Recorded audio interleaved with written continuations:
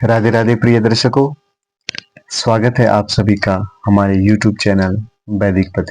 आप सभी को राधाष्टमी की बहुत बहुत शुभकामनाएं। राधा जन्माष्टमी आप सभी को भक्ति और शक्ति दे। इन्हीं शुभकामनाओं के साथ आज हम आपके सामने पुनः उपस्थित हैं एक नई और जानकारी के साथ। दर्शकों, आप सभी ने बड़े हर्ष और उल्लास से श्री कृष्ण जन्माष्टमी का उत्सव मनाया और अब उनकी प्राण वल्लभा श्री राधा रानी का जन्म उत्सव दिनांक 11 सितंबर को बुधवार के दिन आ रहा है। तो आप सभी श्री राधा जन्माष्टमी को भी बड़े सुंदर और भव्य रूप से अपने अपने घरों में मनाएं। तो आज का विषय राधा जन्माष्टमी के संदर्भ में है। आज का विषय श्री राधा रानी को समर्पित करते हैं और जानते हैं किस तरह से श्री राधा रानी जी का पूजन अपने घर में करें और श्री राधा रानी को कौन से पुष्प सबसे प्रिय हैं। भगवान शंकर ने पार्वती जी को कौन सा प्रसंग सुनाया और कौन कौन से रूप श्री राधा रानी के 10 दिशाओं में विद्यमान रहते हैं। किन किन देवताओं ने श्री राधा रानी का सर्वप्रथम पूजन किया। आइए उपरोक्त तथ्यों पर चर्चा करते हैं। कोई साधक भाद्रपद की शुक्ल पक्ष की अष्टमी और कार्तिक पूर्णिमा के दिन श्री राधा रानी का प्रेम पूर्वक पूजन करता है, वह श्री राधा रानी की असीम कृपा को प्राप्त कर लेता है। श्री राधा रानी का जो जन्म से लेकर माता स्वरूप तक जो वर्णन है वह ब्रह्म वैवर्त पुराण में इसका कथन आता है और इसकी विस्तृत कथा यहाँ पे भगवान शंकर पार्वती को सुना रहे हैं। सर्वप्रथम हम जो चर्चा करेंगे, सुयज्ञ नामक ब्राह्मण ने हजारों वर्ष पुष्कर जैसे तीर्थ में जाकर तप किया था और श्री राधा रानी की कृपा प्राप्त की। ऐसा माना जाता है कि श्री राधा रानी की कृपा से सुयज्ञ नामक ब्राह्मण को गोलोक धाम का दर्शन प्राप्त हुआ था। गोलोक धाम जो बैकुंठ धाम है, उससे बैकुंठ धाम से 50 करोड़ योजन दूरी पर स्थित है। तो ऐसे दिव्य गोलोक धाम में श्री राधा रानी विराजमान रहती है और वहां पर भगवान श्री कृष्ण उनका हमेशा पूजन करते रहते हैं। तो जानते हैं कि श्री राधा रानी जी का पूजन उनकी जन्माष्टमी पर कैसे करें। तो दर्शकों, सर्वप्रथम आप स्नान आदि से निवृत्त होकर के आसन लगाएं। आसन में बैठकर प्राणायाम करें, ध्यान लगाएं, श्री राधा रानी के दिव्य नाम का जाप करें। अगर आपके पास श्री राधा रानी का और श्री कृष्ण भगवान का बाल स्वरूप है तो आप उन दोनों को एक साथ बिठाकर पूजन करें। श्री राधा रानी को आंवले के चूर्ण से मिश्रित जल सबसे प्रिय है, इसका अभिषेक करना चाहिए। राधा रानी को चंपा के पुष्प बड़े प्रिय हैं, इनकी माला श्री राधा रानी को अर्पित करनी चाहिए। अपने घर में खोए के लड्डू और मालपुई से राधा रानी का भोग लगाएं। कपूर और तिल का तेल मिश्रित करके श्री राधा रानी के बाल स्वरूप का लेपन कर लें और इसके पश्चात उन्हें शुद्ध वस्त्र से पोंछ लें। सुंदर श्रृंगार करके श्री राधा रानी को आसन पर बिठाइए। कमल फूल, मालती, जूही और चंपा के पुष्पों की माला उन्हें आप समर्पित कर सकते हैं। श्री राधा रानी को मालपुए का सुंदर घर में बने मिष्ठान का भोग लगा सकते हैं। इस तरह से आप राधा रानी का जन्मोत्सव अपने घर में मना सकते हैं। अब बात करते हैं कि महादेव ने पार्वती को किस तरह से प्रसंग सुनाया। एक बार जब माँ पार्वती ने शंकर भगवान से पूछा कि जब सुयज्ञ नामक ब्राह्मण आपके होते हुए और श्री कृष्ण के होते हुए कौन सी देवी का पूजन कर रहा है और इससे उसको क्या प्राप्त होगा। भगवान शंकर ने सुयज्ञ नामक ब्राह्मण का वृतांत श्री पार्वती जी को दिया है और ये भी बतलाया है कि उन्होंने कठोर तप को करते हुए श्री राधा रानी को प्रसन्न किया है और उनके गोलोक धाम में जाकर के श्री राधा रानी का पूजन भी किया है। ऐसी कृपा सुयज्ञ नामक ब्राह्मण पर हुई है। भगवान शंकर कहते हैं जो भी श्री राधा रानी का नाम जाप भजन करता है वह श्री राधा रानी की कृपा प्रसाद को पा लेता है। भगवान शंकर ने स्वयं पार्वती जी को श्री राधा रानी का जो महामंत्र है वह सुनाया है।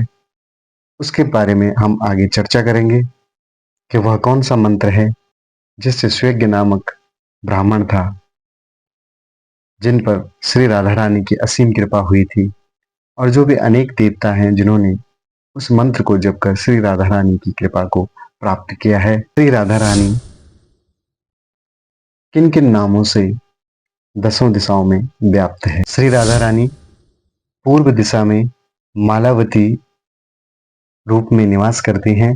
पूर्व और पश्चिम के मध्य अग्निकोण में माधवी नाम से निवास करती है। श्री राधा रानी दक्षिण दिशा में रत्नमाला नाम से निवास कर और नैऋत्य दिशा में सुशीला नाम से निवास करती है।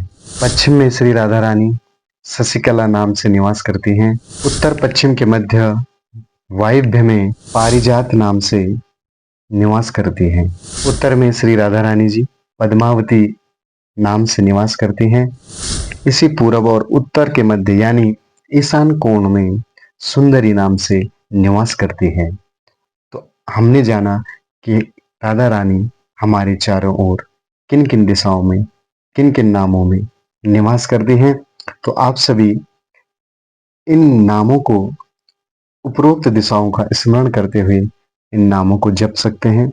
श्री राधा जी के जन्मोत्सव पर इन नामों का उच्चारण करते हुए उपरोक्त दिशाओं का स्मरण करके हम राधा जी की पूजा कर सकते हैं।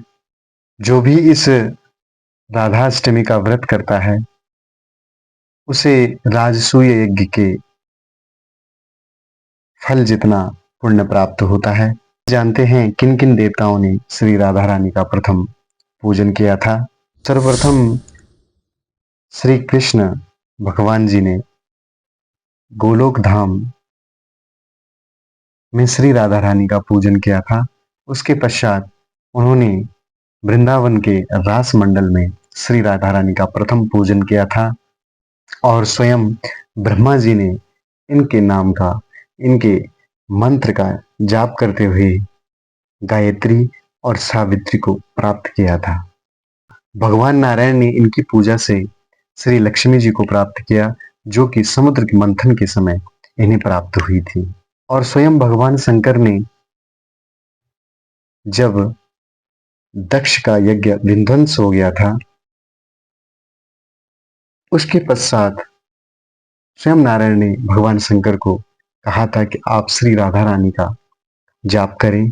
तब भगवान शंकर ने पुष्कर में जाकर श्री राधा रानी का जाप और कठोर तप किया था। उसके पश्चात भगवान शंकर को श्री राधा रानी की कृपा से पार्वती जी प्राप्त हुई थी। श्रेणी में महात्मा कश्यप ने कठोर तप करते हुए अदिति को प्राप्त किया था। चंद्रमा ने श्री राधा रानी का तप करते हुए रोहिणी को प्राप्त किया। कामदेव ने श्री राधा रानी का जप करते हुए रति को प्राप्त किया और धर्मदेव ने श्री राधा रानी की भक्ति करते हुए मूर्ति को प्राप्त किया था। वहीं देवराज इंद्र ने श्री राधा रानी की इस नाम जप को करते हुए सची को प्राप्त किया। इस तरह से जो भी भक्त श्री राधा रानी का जप उपवास और ध्यान साधना करता है उसे अनंत कोटि फल श्री राधा रानी की कृपा से प्राप्त होता है। आइए जानते हैं वह कौन सा मंत्र है जिसके द्वारा हम श्री राधा रानी की कृपा प्राप्त कर सकते हैं। तो आप उस मंत्र को नोट कर सकते हैं और श्री राधा रानी की जन्माष्टमी के अवसर पर इस मंत्र का जाप कर सकते हैं। मंत्र इस प्रकार है, ओम ह्रीं श्रीं राधिकाई स्वाहा। अगर इस मंत्र का आप निरंतर जप करते हैं तो निश्चित ही एक दिन श्री राधा रानी की कृपा आप सब पर हो सकती है और आप जिस तरह से आज हमने जाना कि श्री राधा रानी का वास्तविक स्वरूप क्या है, यह सब वर्णन हमारे धर्म शास्त्रों में वर्णित है, जिसकी छोटी सी जानकारी आप सभी के लिए लेकर आए हैं। तो आशा करते हैं कि उपरोक्त जानकारी के अनुसार आप श्री राधा रानी के जन्मोत्सव को भी श्री कृष्ण जन्माष्टमी के तरह अपने घर में मनाएं। ऐसा माना जाता है श्री कृष्ण जन्माष्टमी के व्रत का फल तभी प्राप्त होता है जब साधक श्री राधा रानी की जन्म उत्सव को अपने घर में मनाता है। दर्शकों, श्री राधा रानी सभी देवताओं की, सभी संतों की और सभी प्राणियों की भक्ति का मार्ग रही है और उनकी भक्ति से सभी को शक्ति प्राप्त हुई है। तो आज की जानकारी में इतना ही। पुनः आपसे नई जानकारी में भेंट होगी। आप सभी को पुनः श्री राधा जन्माष्टमी की बहुत बहुत शुभकामनाएं, मंगल कामनाएं। आप सभी स्वस्थ और मस्त रहें, ऐसी शक्ति और भक्ति आप सभी को मिलती रहे और आप धर्म के पथ पर चलते हुए अपने जीवन को धन्य बनाएं। राधे राधे।